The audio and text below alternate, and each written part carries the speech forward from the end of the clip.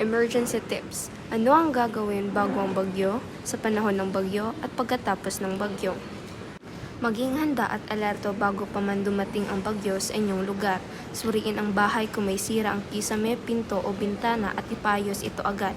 Itali ang mga bubong at iba pang maaring liparin ng hangin.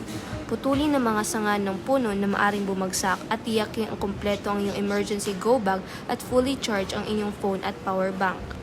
Kailangan ring maging up-to-date sa typhoon signal warnings, lumikas agad sa evacuation center o ligtas na lugar kapag may babala na mula sa Pag-asa, LGU o barangay. Kung madalas magbaha sa lugar, itaas ang mga gamit na maaaring maabutan ng tubig baha at ipaliwanag sa mga bata kung paano mag-ingat at maghanda para hindi sila matakot sa bagyo. Kapag humina na ang hagupit ng bagyo, tiyaking safe pa rin ang pamilya. Makinig sa balita at tiyaking ligtas na sa labas. Kung nag-evacuate, tiyakin muna na ligtas ang iyong lugar bago bumalik sa bahay. Kamustahin ang mga bata at pakinggan ang kanilang mga iniisip at nararamdaman pagkalipas ng bagyo. Suriin o ipasuri ang mga linya ng kuryente kung ligtas na ito gamitin ulit. Ito ang mga hotline numbers na maaaring gamitin sa panahon ng sakuna.